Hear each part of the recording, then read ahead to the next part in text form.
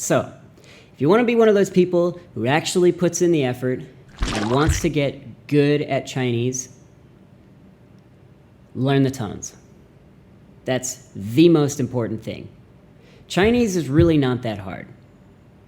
The only reason it seems hard is because it's a tonal-based language and it's completely different than English.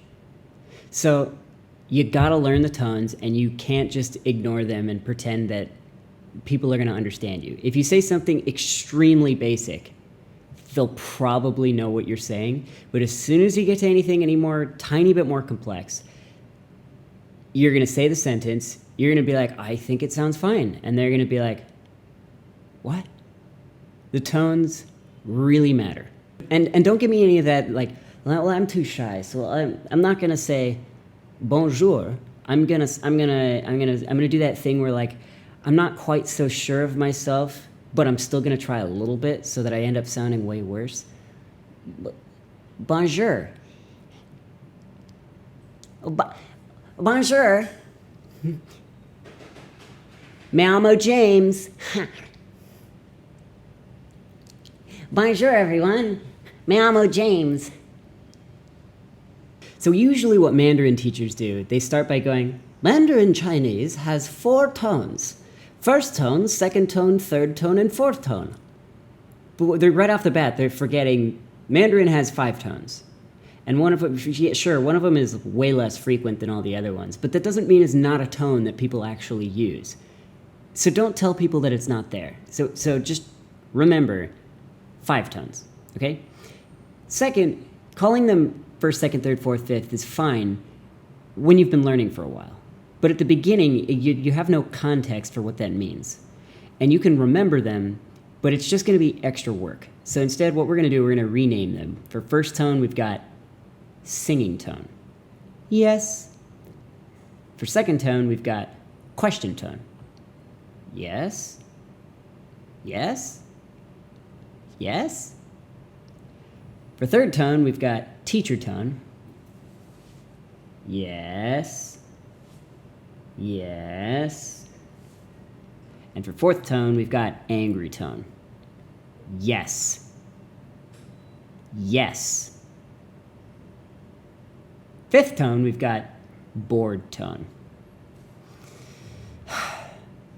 Yes. Yes. So, some examples. Here's a word that I'm sure you already know. Nǐhǎo. Let's break it down. The first one, we've got nǐ, which is a teacher tone. Nǐ, nǐ.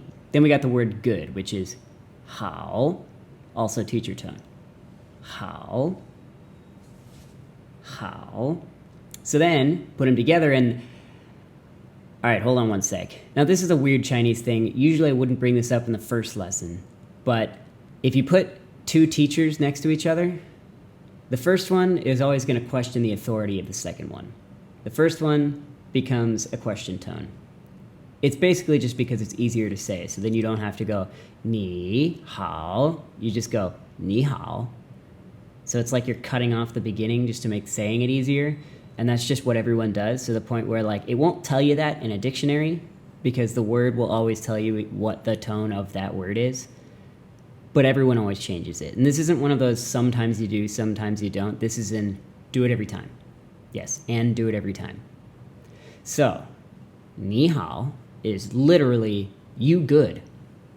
Yeah, Chinese grammar is the best. The whole language is like that. Can you imagine walking around going, you good? You good? You good? Oh, you good. And it's not a question. It's not like, you good? It's just literally, you good. You? Good. All right, next we got 很, which is also a teacher tone. 很. Now, E, the pinyin, the romanization of the letter E, it's really similar to the English U sound. So don't say 很. It's literally 很. So then you can put very good, 很好. And no joke, Chinese grammar rules allow you to say 你很好. You're very good, except not racist. So we got 你好, 你好, 很好, and the sentence 你很好, which, as you can tell, literally translates to you very good. Ah, you very good. But in Chinese, it's just a normal sentence. That's pretty dope.